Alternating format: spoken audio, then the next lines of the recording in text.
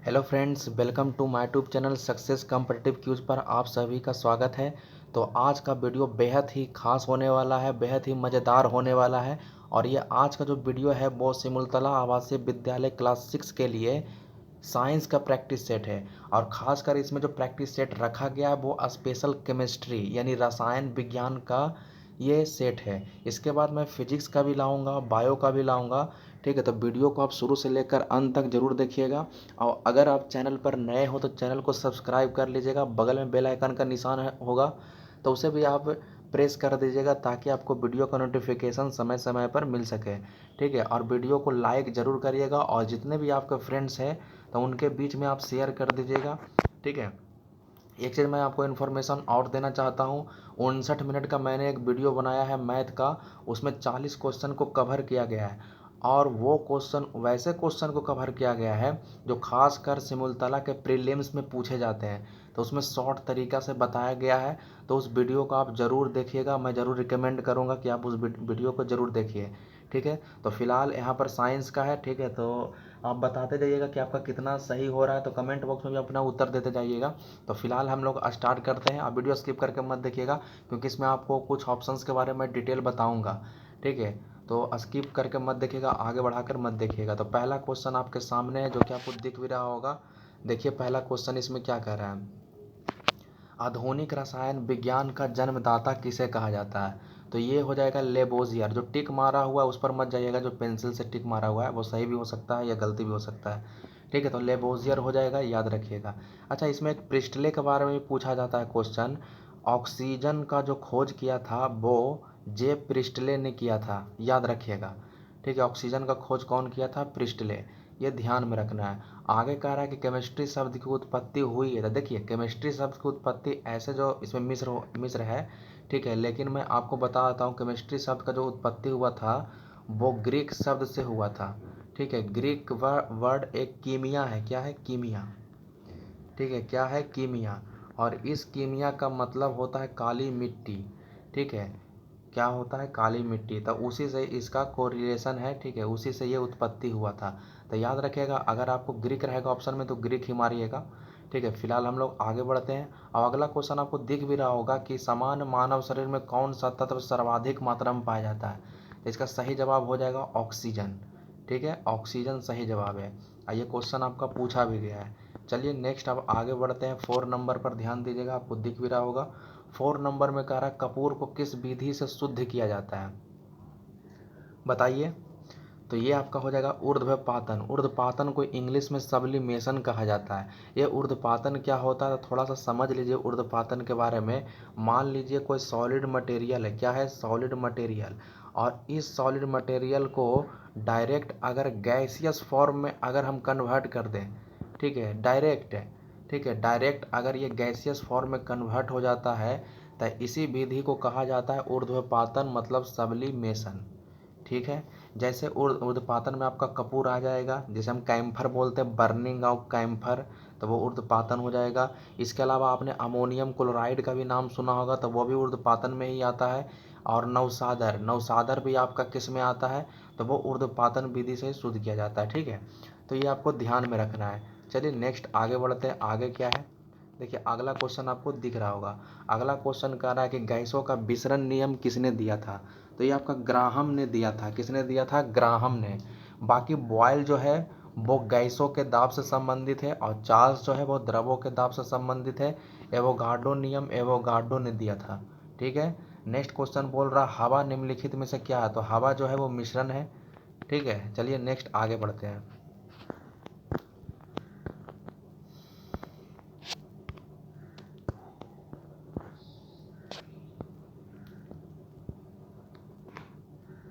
देखिए 7 नंबर में कह रहा निम्नलिखित में से कौन सा तत्व धातु है, मतलब कौन सा एलिमेंट धातु है। तो ये सोडियम हो जाएगा। ऐसे में जनरली एक पहचान बताता हूँ। अगर हिंदी में यम लिखा हुआ रहे, क्या लिखा हुआ रहे, यम, और या फिर IUM इंग्लिश में, या फिर UM भी रह सकता है। ठीक है, क्या रह सकता है, UM। तो ये सब अगर लास्ट में रहेगा तो वो ज़्यादातर जनरली क्या होता है, वो आपका धातु ही होता है। ठीक है, जैसे आप सोडियम बोलो, मैग्नीशियम बोलो, तो लास्ट में यम यम आता है, तो वो आपका जनरली क्या होता है, वो धातु ही होता है। ठीक है, याद रखिएगा। चलिए नेक्स्ट आगे बढ़ते हैं।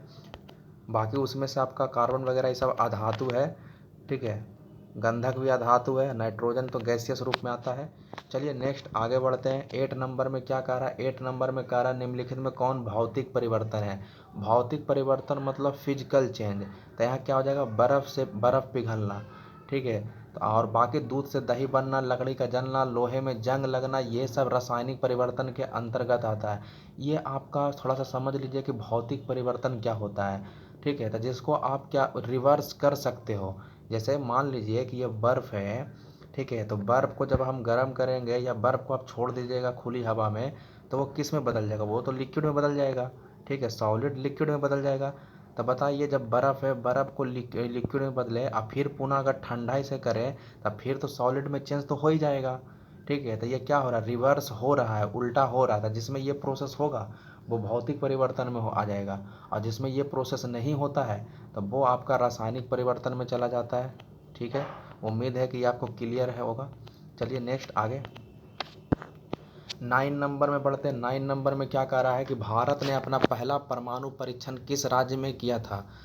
तो ये आपका राजस्थान के पोखरण में किया गया था, ठीक है। और पहला जो परमाणु परीक्षण जो हुआ था, थोड़ा सा डिटेल समझ लीजिए, वो 18 मई 1974 को किया गया था। पहला परमाणु परीक्षण 18 मई 1974 में किया गया था। तो ये जो टेस्ट जो किया गया था, न्यूक्लियर टेस्ट, इसका देखिए, इसका टेस्ट का एक नाम है स्माइलिंग बुद्धा, ठीक है। जो ये टेस्ट किया गया था ना, तो उसका नाम क्या था? स्माइलिंग बुद्धा, ठीक है। समझ लीजिएगा, मैं बोल रहा हूँ स्माइलिंग बुद्धा। तो 18 मई 1974 को किया गया था, और उस टेस्ट का क्या नाम था? स्माइलिंग बुद्धा, ठीक है। क्या नाम था? स्माइलिंग बुद्धा। चलिए 10 नंबर पर आगे बढ़ते हैं। कह रहा है एक से अधिक धातुओं के मेल से बना पदार्थ क्या कहलाता है? तो ये आपका मिश्र धातु में आ जाएगा, ठीक है।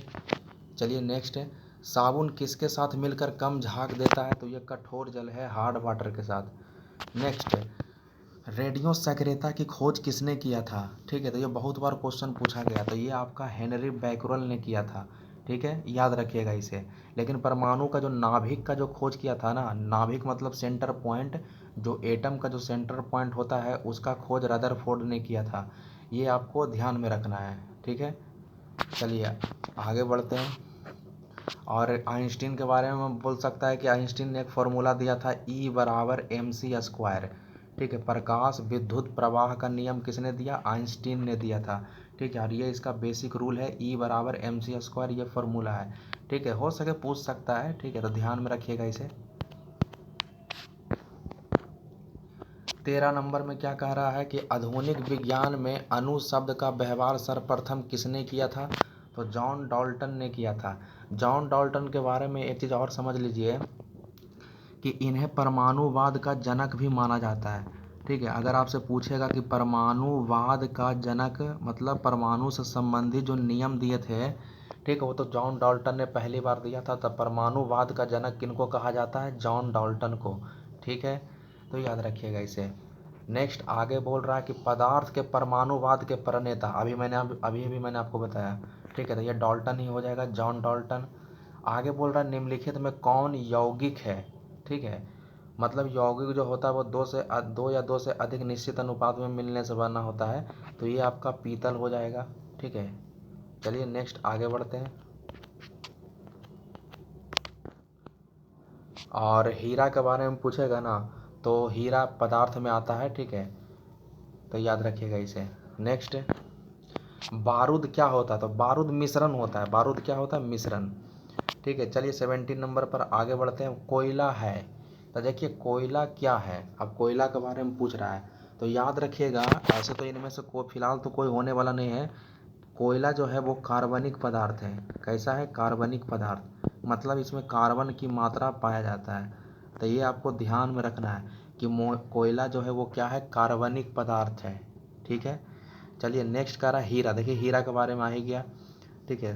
तो हीरा क्या है? वो तत्व ही है, ठीक है। ये अगर तत्व नहीं रहेगा तो पदार्थ में आएगा, तो पदार्थ में टिक लगाइएगा उसका, ठीक है। चलिए नेक्स्ट आगे बढ़ते हैं।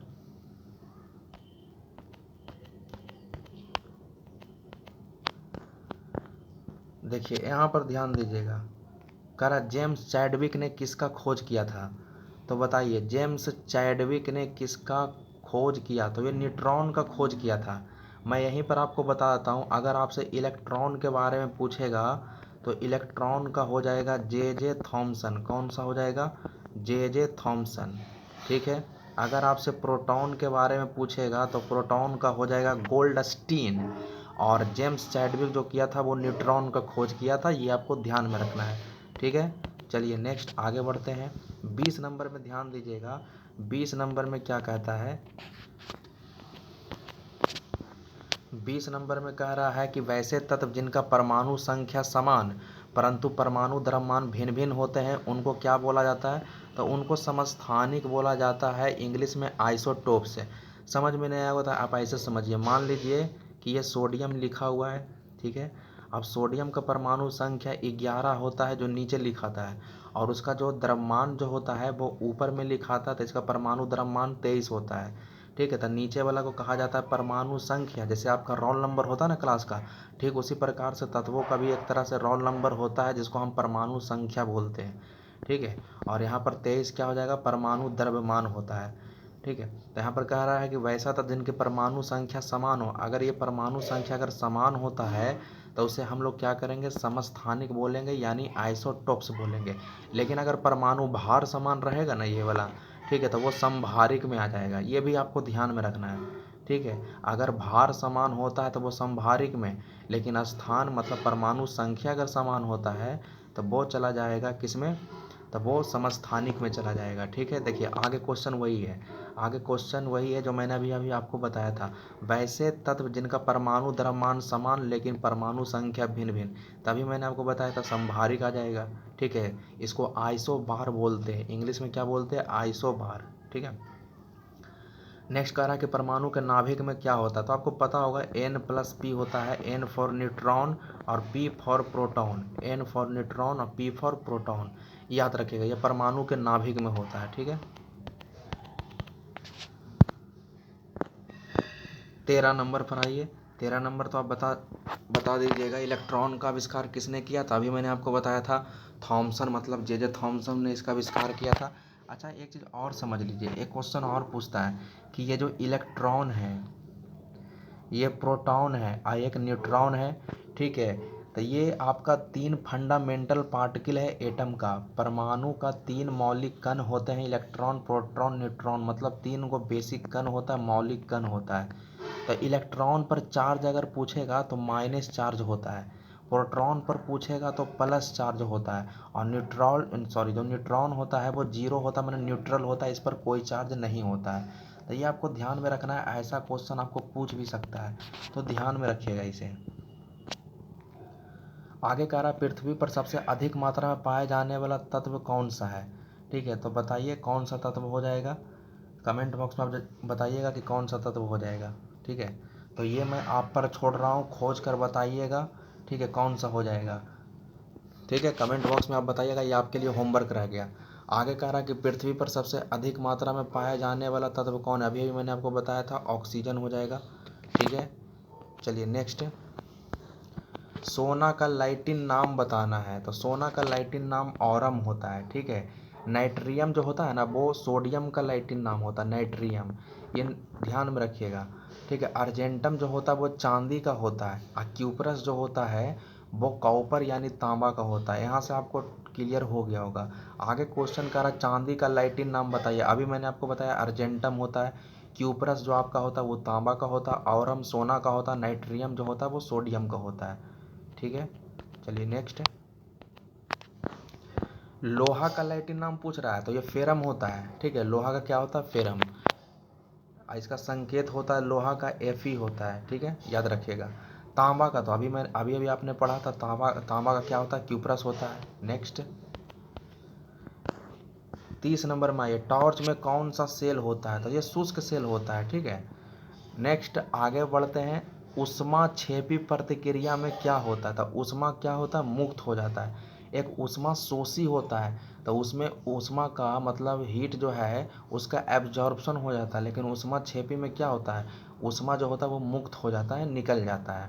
ठीक है, याद रखिएगा। देखिए आगे वही क्वेश्चन है, ऊष्मा शोषी प्रतिक्रिया में क्या होता है, तो ऊष्मा का क्या होता है, ये अवशोषण हो जाएगा। ठीक है, चलिए नेक्स्ट आगे बढ़ते हैं। शुद्ध जल का पीएच मान क्या होता है, 7 होता है। ठीक है, एक चीज़ मैं आपको बताता हूँ, ये एक पीएच मान होता क्या है, एक पीएच स्केल होता है। ठीक है, जैसे आपका इंच होता है ना स्केल, तो ठीक उसी प्रकार से पीएच स्केल होता है केमिस्ट्री में। इससे ये पता लगाया जाता है कि अम्ल कौन होता है, किसको हम अम्ल मानेंगे, किसको क्षार मानेंगे, और किसको न्यूट्रल मतलब कुछ नहीं मानेंगे। तो बीच में आपका 7 होता है, यहाँ 0 से स्टार्ट होता है और 0 से लेकर 7 तक इस साइड चलता है। फिर ये मैक्सिमम जो जाता है ये 14 तक जाता है। पीएच स्केल जो होता है मैक्सिमम कितना दूर तक जाता है, 14 तक। ठीक है, तो याद रखिएगा अगर 7 से कम रहेगा ना तो वो एसिड हो जाएगा, मतलब अम्ल हो जाएगा। अम्ल मतलब होता है स्वाद में खट्टा होना। ठीक है, और 7 से अगर ज़्यादा जाएगा तो वो क्षार हो जाता है, क्षार कहलाएगा, यानी इंग्लिश में हम बेस बोलते हैं। ठीक है, वो कड़वा लगेगा स्वाद में। तो ये ध्यान में रखिएगा, पूछ सकता है कि पीएच स्केल कितना दूर तक होता है, तो 14 तक होता है। 7 के पहले तक रहेगा तो वो अम्ल हो जाएगा, 7 के बाद रहेगा तो वो क्षार हो जाएगा, मतलब इधर एसिड हो जाएगा और इधर बेस हो जाएगा। ये ध्यान में रखिएगा। नेक्स्ट आगे कह रहा है कि अम्लीय विलयन पीएच मान कितना होता है। अभी मैंने आपको बताया था अम्ल वाला जो होता है वो 7 से कम होता है। क्षारीय विलयन का पीएच मान देखिए 7 से अधिक हो जाएगा, अभी मैंने आपको बताया। उदासीन विलयन जो उदासीन होता है, जिसको हम न्यूट्रल बोलते हैं, कुछ नहीं एकदम स्थिर होता है, तो उसका 7 हो जाएगा। जो न्यूट्रल होगा ना बिल्कुल ही एकदम 7 पर रहेगा वो। ठीक है, वो उदासीन होता है, न्यूट्रल होता है, ना वो अम्ल ना क्षार, मतलब बीच वाला। 37 नंबर में आगे बढ़ते हैं। 37 नंबर में बोल रहा उत्प्रेरक ऐसा पदार्थ है जो रासायनिक अभिक्रिया के वेग को क्या कर देता है, तो वो बढ़ा देता है। ठीक है, उत्प्रेरक क्या करता है, रासायनिक अभिक्रिया के वेग को बढ़ा देता है। ठीक है, जिसको हम कैटालिस्ट बोलते हैं। आगे कह रहा है रेडियो कार्बन तिथि निर्धारण पद्धति का उपयोग निम्न की आयु का निर्धारण में किया जाता है। तो ये आपका जीवाश्म का, ठीक है, मतलब रेडियो कार्बन जो एक विधि जो है उसका जो उपयोग जो किया जाता है वो जीवाश्म के आयु का पता लगाया जाता है कि ये जो जीवाश्म जो है कितना पुराना है, कितना साल पुराना है। जैसे अगर मान लीजिए डायनासोर का कंकाल मिला तो इसी से पता लगाया जाएगा तो वो कितना साल पुराना है। ठीक है, तो ये ध्यान में रखिएगा। 39 नंबर में आते हैं कि सौर ऊर्जा का स्रोत कौन है। सोलर एनर्जी का जो स्रोत है वो नाभिकीय संलयन है, इसे आपको ध्यान में रखना है। ठीक है, नाभिकीय संलयन होगा, संलग्न नहीं होगा, संलयन। ठीक है, चलिए 40 नंबर आप बताइएगा, मैं पहले भी बता चुका हूँ। 40 नंबर को आपको जवाब देना है कमेंट बॉक्स में। बताइए इसका सही जवाब क्या हो जाएगा। भौतिक परिवर्तन का उदाहरण बताना है। तो भौतिक परिवर्तन का उदाहरण पानी में चीनी का घुलना होता है। ये सब होने वाला नहीं, ये सब रासायनिक में चला जाएगा। ठीक है, तो इसमें 50 क्वेश्चन को कवर किया गया है, 40 तक हम लोग कंप्लीट कर लिए हैं। ठीक है, अब आगे बढ़ते हैं। ठीक है, बाकी अगर आपको कुछ क्वायरी वगैरह है तो बताते चलिएगा कि क्या है, और कमेंट बॉक्स में अपना आंसर भी बताते चलिएगा। तो आगे नेक्स्ट बढ़ते हैं। 41 नंबर आपको दिखाई दे रहा होगा। कह रहा निम्नलिखित में कौन रासायनिक परिवर्तन नहीं है, मतलब रासायनिक परिवर्तन नहीं है इसका मतलब भौतिक के बारे में पूछ रहा होगा। देखिए कोयला का जलना ये रासायनिक में हो जाएगा, दूध का दही में बदलना ये भी रासायनिक हो जाएगा, लोहे का जंग में बदलना ये भी रासायनिक हो जाएगा। तो बचा कौन, बी नंबर। ठीक है, तो बी नंबर जो हो जाएगा वो भौतिक में चला जाएगा। ठीक है, आगे कह रहा निम्नलिखित में कौन रासायनिक परिवर्तन है, तो अब आराम से आप बता सकते हो, जब आपने समझ लिया तो आप आराम से बता सकते हो। बताइए, तो आपका मोमबत्ती का जलना हो जाएगा, बाकी आपका जो चला जाएगा वो किस में चला जाएगा, वो भौतिक में चला जाएगा। ठीक है, विद्युत बल्ब का जलना, ये सब सारा कुछ। ठीक है, चलिए नेक्स्ट आगे कह रहा है कि बॉक्साइड का अयस्क कौन है। तो बॉक्साइड जो है वो एल्यूमिनियम का अयस्क है। अभी फिलहाल आप याद रखिए, बॉक्साइड पूछेगा तो एल्यूमिनियम बोलना है। नेक्स्ट 44 नंबर में आइए। 44 नंबर में कह रहा है कि सिनेवार किसका अयस्क है। तो सिनेवार जो है वो पारा का अयस्क है। ठीक है, सिनेवार जो है वो पारा का अयस्क है। नेक्स्ट कार्न लाइट किसका अयस्क है, तो ये मैग्नीशियम का अयस्क होगा। कार्न लाइट किसका होता है, मैग्नीशियम का। चलिए नेक्स्ट आगे बढ़ते हैं। आगे चांदी का पूछ रहा है, तो चांदी का होता है अर्जेंटाइट। चांदी का अयस्क कौन होता है, अर्जेंटाइट। हेमेटाइट लोहा का होता है। बॉक्साइड एल्यूमिनियम तो आपने पढ़ा होगा, क्यूपराइट आपका तांबा हो जाएगा। आगे कह रहा गैलेना किसका था, गैलेना लेड यानी शीशा का है, ये ध्यान में रखिएगा, ये गैलेना है, ये लेड का हो जाएगा। ठीक है, चलिए नेक्स्ट आगे बढ़ते हैं। और ये आपका 48 नंबर है, कह रहा राजस्थान की जावर खान किस धातु के खनिज के लिए फेमस है। तो ये जस्ता के लिए फेमस है, जस्ता जिसको हम जिंक बोलते हैं, जिसको हम Zn से सूचित करते हैं, और इसका परमाणु संख्या 30 होता है, ये ध्यान में आपको रखना है। ठीक है, तो जावर खान जो वो जस्ता के लिए फेमस है। अच्छा, एक क्वेश्चन और पूछता है कि खेतड़ी, जो राजस्थान का जो खेतड़ी है वो किसके लिए फेमस है। तो वो तांबा के लिए फेमस है। किसके लिए फेमस है, तांबा के लिए। याद रखिएगा उसे। ठीक है,